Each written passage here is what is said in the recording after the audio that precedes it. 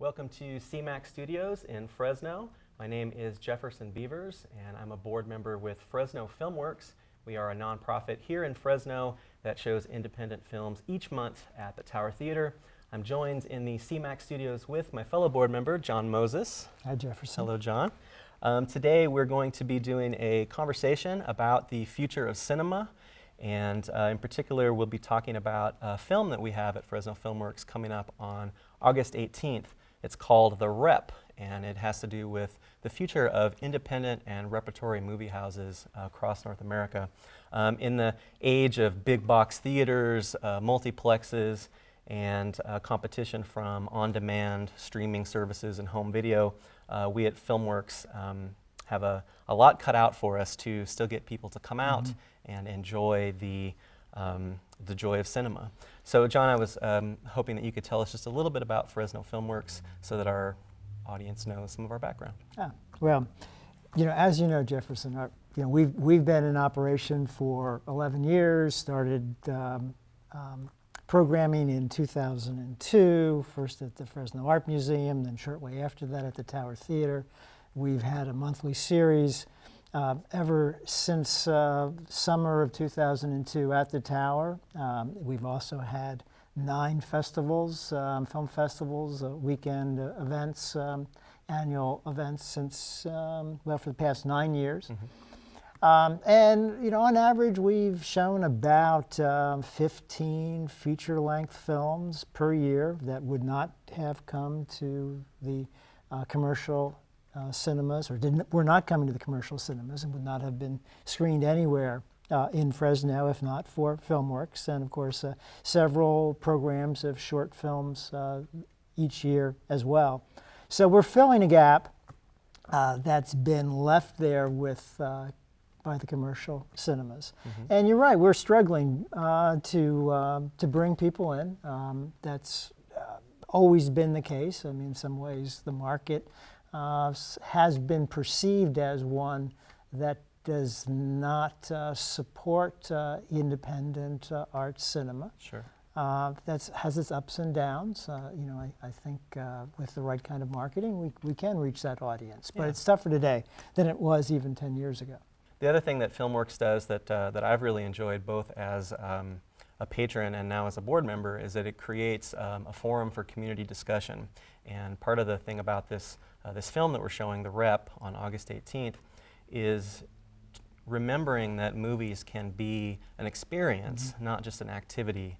And one of the things I think that our organization is particularly good at is to inspire that kind of community dialogue that goes beyond just showing up and seeing a film. Absolutely, man. The Rep is a kind of a culmination of all of that we've been doing for 10 years with community building.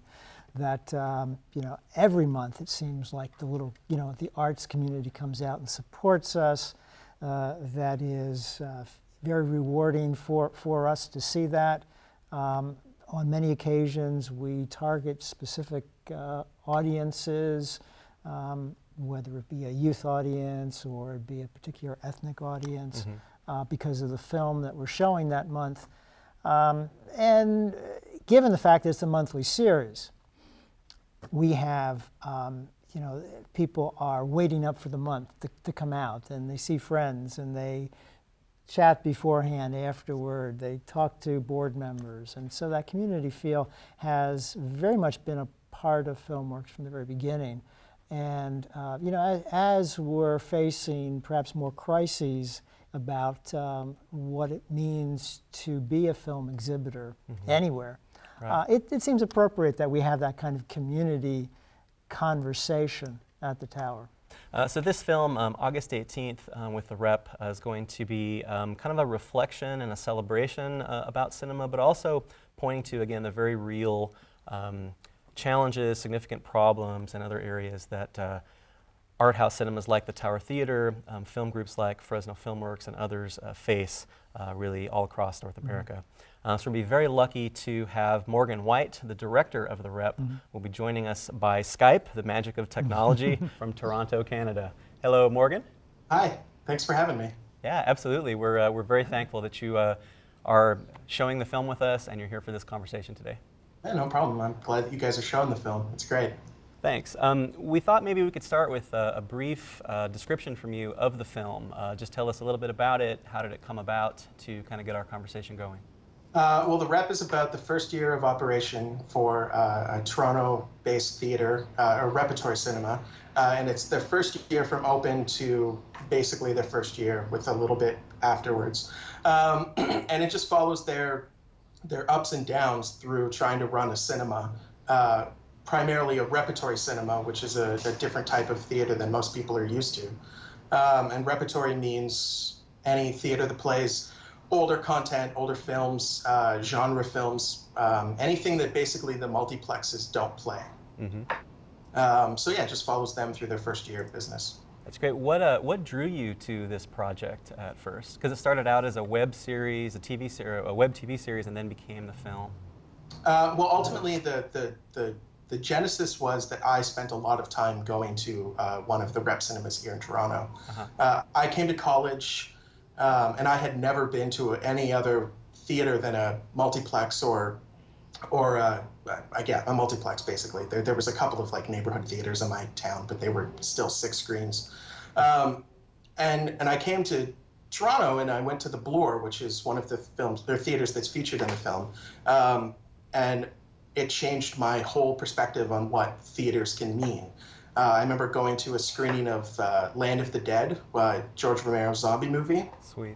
And there was like 400 people in the theater, and they were screaming and yelling at the movie, and every time some zombie would kill someone, people would go apeshit. And it was just this whole, like, where the heck am I? Nice. I had never experienced anything like that. So that was kind of the genesis of my love for rep cinemas. And I spent that whole year going to the theater as much as I possibly could.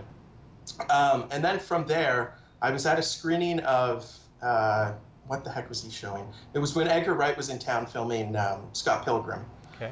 And he was putting on these screenings, and I was there, and I saw Alex, who's in the rep, one of the main guys, who used to work at the Bloor, go barreling down the aisle. And then in a complete panic, and I had no clue what was going on, and then he came running back up in a panic too. And I turned to a friend and I said, that's interesting, like why? What's going on? What's going on, yeah. Which is something that no one ever thinks about when they go to a cinema. You don't care about what's going on, you're there to buy popcorn and see a movie. So I kind of asked the question, what's going on? And then I started to think about it, and I'm like, well, there's gotta be interesting stories about what happens behind the scenes at a rep cinema. So I kind of thought, well, maybe we could make some sort of a fun little web show about it. And I approached a friend who worked at the Bloor, Peter, who's also in the rep, and we did a pilot version, which ultimately didn't work out, and he suggested that I contact the Underground, the guys that were starting up the Underground. And I contacted them, and I went in and sat down with them and said, hey, this is what I want to do, this like fun web series about, you know, the day-to-day life of running a rep cinema. Yeah. Which will be kind of like a promotional video for you guys, and we'll just have some fun with it, you know, kind of like an office style thing. Sure. And they were game, so I just started filming. I showed up on the first night, and then I showed up again, and ultimately I was going maybe 1 or 2 nights a week, and then I started going 3 nights, and then 4 nights, and 5 nights, and ultimately I just stayed there every night. I went to the theater. And what I noticed was that there was a much bigger story that was unraveling about the actual realities of running a cinema. Sure. So the hardships of, you know, 4 people showing up to a screening, or, you know, the power going out, or like just random things that would happen that no one would ever realize. But also the interpersonal stories started to develop. You know, the infighting, obviously, because the 3 guys were, you know, they're young and not used to working with each other, so it was like a whole thing. And just the financial issues and all that kind of stuff. So I said, well, there's a lot more here than I ever thought there would be. Sure. And I think within about the first month and a half or so, I said, okay, this is a film. I'm going to make a documentary. And it wasn't really a conscious decision. It's not like that's what I set out to do. It just kind of presented itself, and I rolled with it. And then through the process, it became even bigger with the idea that, you know, I presented this thesis that it's really hard to run a cinema. But that only really applied to the Underground. I said, you know, it's hard to run a theater, it's hard to run a rep cinema. Nobody goes to rep cinemas, but is that really true? Because obviously that was affecting the underground, but does it affect other theaters?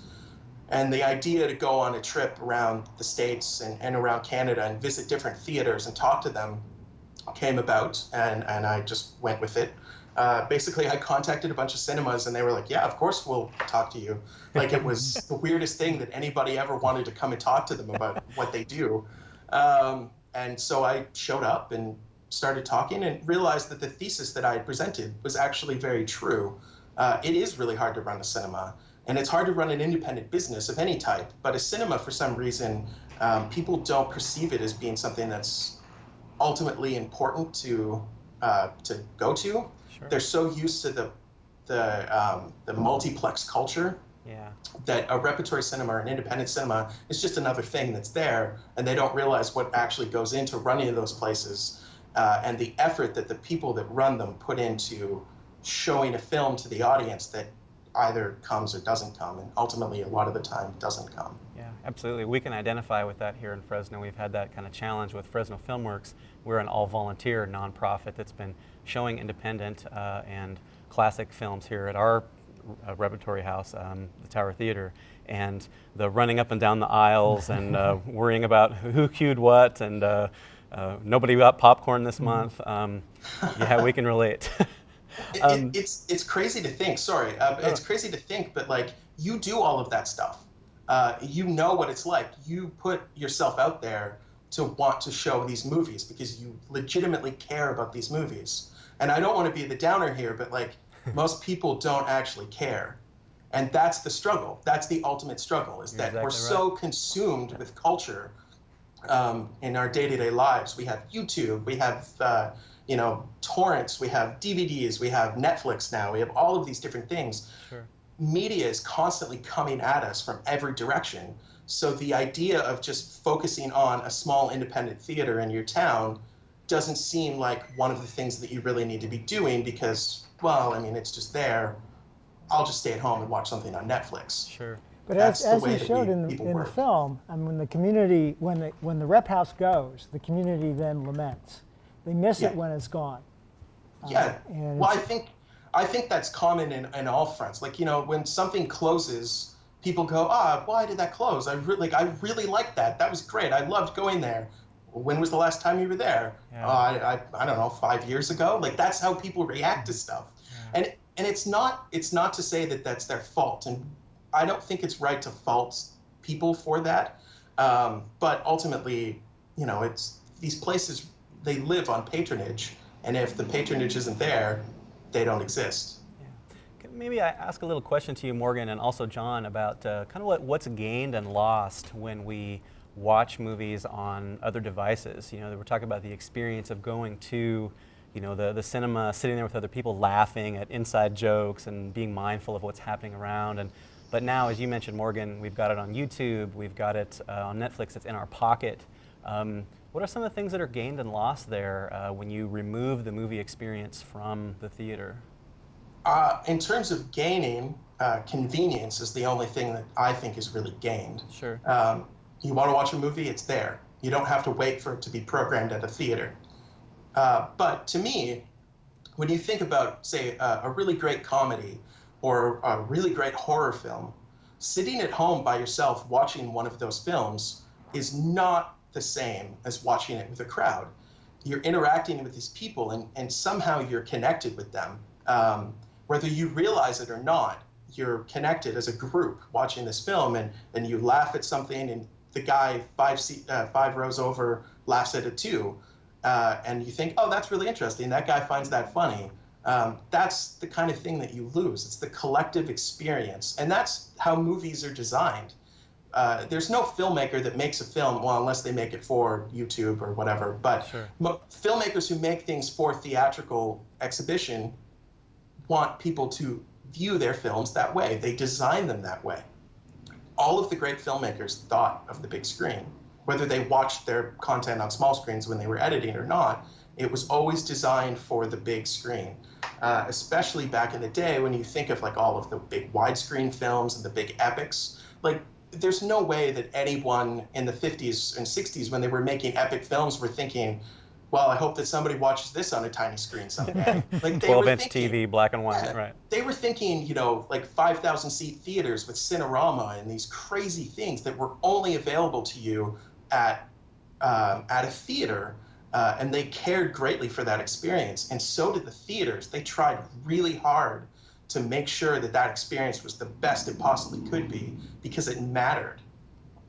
And that community spirit, that connects the cinematic arts back to earlier art forms too, to live theater, to storytelling, to early men, women sitting around the campfire, hearing stories, mythic stories about their creation, and I think really elemental. Very elemental passions and desires, and we're risking losing all that. One of the things that I get a kick out of when I go to the multiplexes, at least locally, is that they've got a promotional campaign, and I don't know if all theaters have this, but go big or go home. Right. And in the theaters, they want you to stay there and go big. But the studios are very happy for us to go home later and watch the films over and over again in successively smaller screens. Definitely. Initially, go big, but watch this on iPhone later on. Right. Well, right. I think it really comes down to the fact that the theatrical experience is just one small part of the pie to a studio. They see all of their films as being amortized over multiple different sales or revenue streams, basically. So they look at their film, they go, okay, so we'll make this much theatrically, we'll make this much on home video, then there'll be downloads, and then we'll put it on a Netflix, and there'll be this, and whatever. And there's all of that as part of the puzzle. And also, I think with the home video boom, studios started to realize back in the day, like, they have all these films in their catalog, they can make a lot of money off of them. They noticed that when television became prominent and there was big sales of films to television networks, and then in the 80s when home video came out, people were paying hundreds of dollars for movies, like on VHS.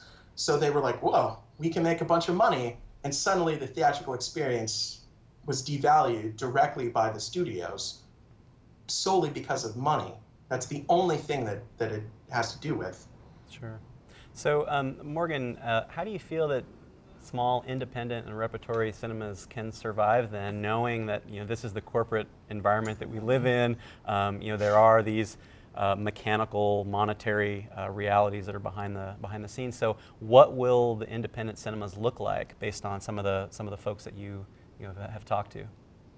Well, I'm not so pessimistic as to think that they're all going to disappear. So the ones that do That's last, good. it's tough, right? Because I spent so much time making this film. I did at some points become very pessimistic with it because, I started to become involved with the whole world, sure. And just kind of feeling it. But ultimately now, it's been a year since the film's been made, and I kind of feel like there's some optimism. There's optimism in the fact that theaters are starting to understand their place within, independent theaters are starting to understand their place within the makeup of cinema. Within the system. Exactly, within the system. And I think that there are some that won't survive, and there are some that will weather the storm. And it's the ones that come up with really interesting ways of being part of the community. Because ultimately, now it's not just, a theater can't just play movies. They have to figure out something else. Right. There has to be something else to do, and there has to be some added value to the movie. It's kind of like an architecture of participation. We've been talking about that a lot with FilmWorks. Like, how do we put that one little touch on a screening that invites participation, that's a little bit beyond just seeing the film? And it seems like that's kind of what you're describing here. Yeah, I think that there's something to be said for bringing back the pageantry of cinema. In the 50s and the 60s, like, think of people like William Castle and what he was doing to get people into the theaters. Sure. The idea of like buzzers on your seats and ghosts flying across the screen. Well, maybe that doesn't work anymore, but that idea can be applied to different things. And there's always something that can be added value to a film screening. And I think it's the theaters that figured that out. Like, for example, the Draft House the Alamo Drafthouse in Austin, and now all over the country, or all over your country. I wish the hell we had one here. But they've figured it out. It's not just a movie, it's an experience. Yeah. And that's really what it is.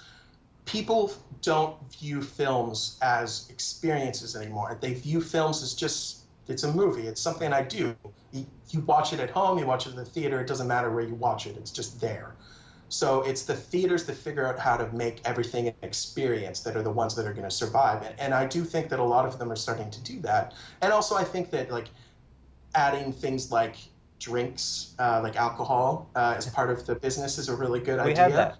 Yeah, and I'm sure it makes a lot of money, so that every screening, if you lose on ticket sales, you make money on booze. That's a big deal. And also food is a big deal.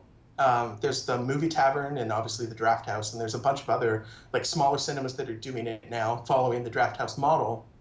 And I think that's a great way of making it work, because ultimately the movie ticket is not the whole part of what you're making. Sure. I mean, everyone knows that the snack bar is what actually makes the money, and that's why the prices are so astronomical. Yeah. Everyone loses out on the actual movies. The multiplexes do as well. So I think that's just that idea, finding something that's a little extra. We're very thankful at FilmWorks that you are making this particular film available for free to us and to other to other repertory cinemas and cinema groups all across North America. So, I mean, for us, it's just what you're describing. We get a certain number of people in the door at the beginning to pay our technical costs, and the rest of that becomes essentially a fundraiser for us to invest in, some future event or in our organization in general. So, what kind of inspired you? We're very thankful that you're doing that. So, what kind of inspired you to do that?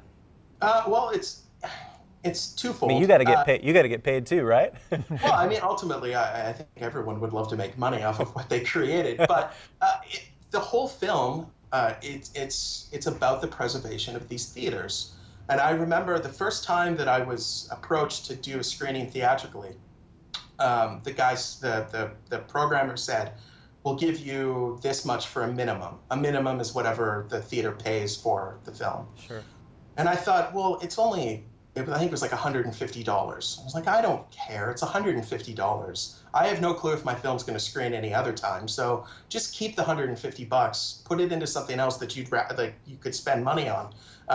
Maybe you need something for your projector, or, well, I mean, $150 isn't going to really help that. But maybe you want to program another movie. Sure. So I thought that, it's just kind of a way of giving back. And then I kind of sat back and thought about it, and that's actually not a bad idea.